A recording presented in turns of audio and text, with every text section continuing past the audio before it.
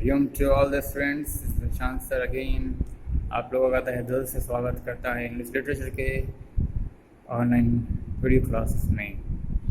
पिछले क्लास में हम लोग पढ़ चुके थे। आप लोग पता है कौन सा चैप्टर के बारे में हम लोग पढ़ रहे हैं? ईश्वरन के बारे में। A fantastic cook and a fantastic talented with multitasking talent possessing. He was a guy with multitasker. He was a guy. He is a guy of multi. आप लोग इसके साथ बनने की कोशिश करो, ठीक है? बहुत सारी काबिलियत को, अपने हुनरों को अपने अंतर्गत रखने वाला इंसान, ठीक है? खाना भी बना सकता है, बढ़िया खाना बनाता है, साफ सुथरा करता है, बढ़िया कहानी स्टोरी टेलर है, and brilliant story teller with lots of action, dramatic gesture, ठीक है? Dramatic gesture representing the story with dramatic gesture by his hand. The listeners would get so amused after listening such kind of a story. Any of the listener might get amused and filled with great sensation and surprise after listening such kind of dramatized story. आप लोग कभी drama देखते हो screen पर, काफ़ी आप लोग हैरानी से भर जाते हो कि what would be the next, what is going to be the next. You guys filled with sensation after watching such kind of dramatical story. A practical performance, a dramatized gesture means what? After practical performance of any story, of any drama. So Eswaran भी अपने कहानियों को बहुत ही dramatised gesture के साथ सुनाता था अपने मास्टर को। Who was his master? Mahinder. Who was Mahinder? Supervisor of any industrial organization. तो आफ्टर दिस प्रोलॉग मीन्स क्या होता है? एन इंट्रोडक्टरी स्पीच, ठीक है? Prologue means introductory speech. आप लोगों को मैं वर्ड मीनिंग स्क्रीन पर ही दिखाते चलूँगा, ठीक है ना? उसको आप लोग कहीं लिखते चलोगे, फिर नोट्स बुक में ही लिखते चलोगे, ठीक है? या फिर बाद में ही दे दूंगा, ऐसे वीडियो लंबी हो जाएगी। चलिए, एन इंट्रोडक्टरी स्पीच होता है प्रोलॉग का मतलब आफ्टर दिस प्रोलॉग, मतलब इंट्रोडक्शन, मतलब अपने कहानी का एक इंट्रोडक्शन देने के पश्चात Iswaran would launch into an elaborate anecdote involving an elephant. एक बहुत ही विस्तृत एनेक्डोट, हाथी से संबंधित एक विस्तृत एनेक्डोट को एनेक्डोट मतलब होता है शॉर्ट अम्यूजिंग स्टोरी।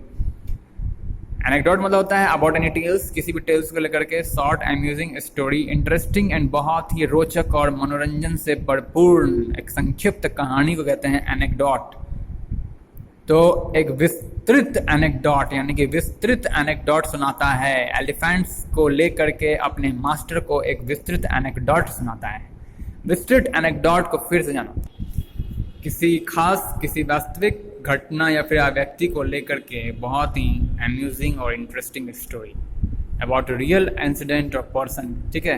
वास्तविक घटना कोई घटी हो या फिर कोई व्यक्ति को लेकर के एक बहुत संक्षिप्त और रोचकपूर्ण कहानी, मनोरंजन से भरपूर्ण कहानी वो सुनाया इस पर किसको लेकर के? नॉट अबाउट इंसिडेंट और not about a person, it is a living guy और it is animal.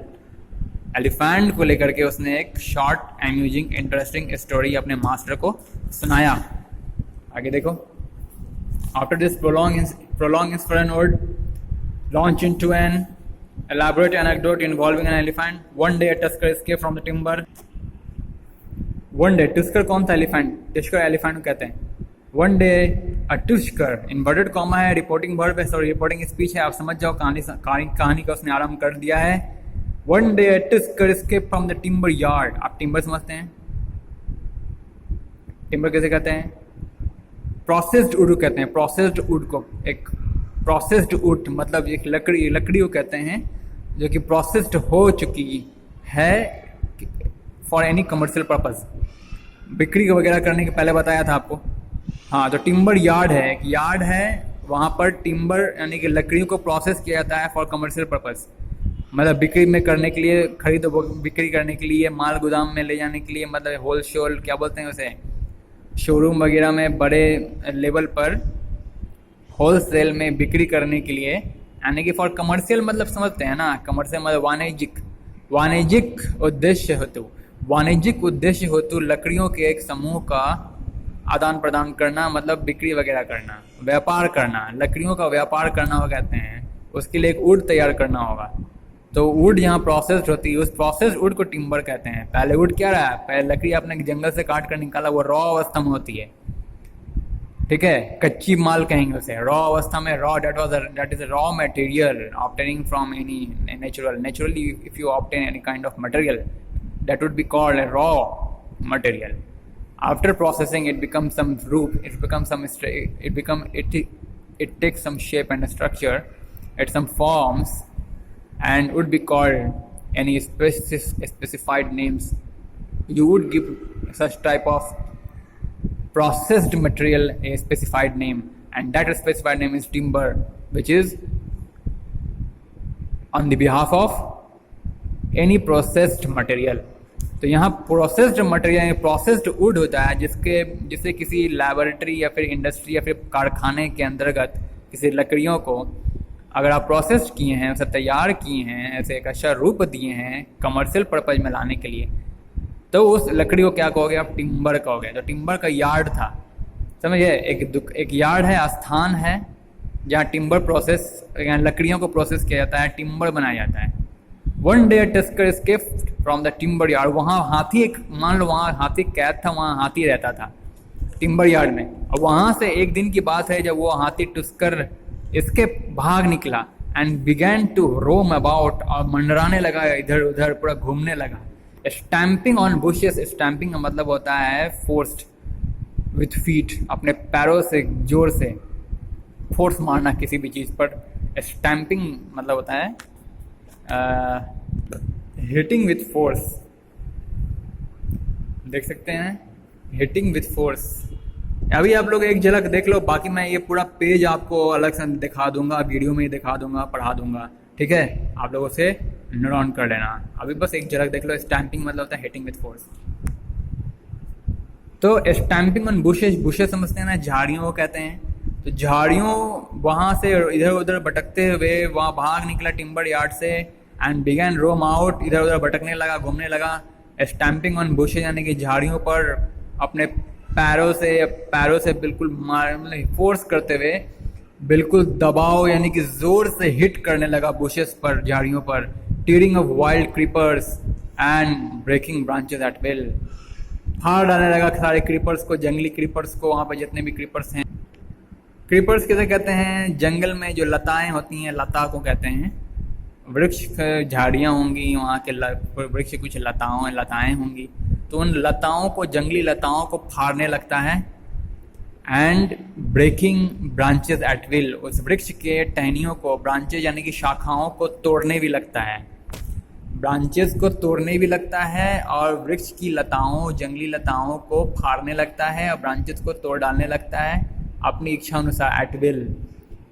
You know, अब देखिए अपने मास्टर साहब को संबोधित करते हुए कह रहा है, ईश्वरन कह रहे हैं, you know sir how an elephant behaves when it goes mad, कैसे कोई प्राणी व्यवहार करता है जब वो पागल हो जाता है, पागल होने पर कैसे कोई प्राणी बिहेव करता है, कैसे एक हाथी बिहेव करता है पागल हो जाने पर, सवाल पूछता है ईश्वरन। अब देखो ये सवाल पूछने से क्या हुआ, Eswaran would get so caught up in the excitement of his own story that he would get up from the floor and jump about, stamping his feet in emulation of the mad elephant.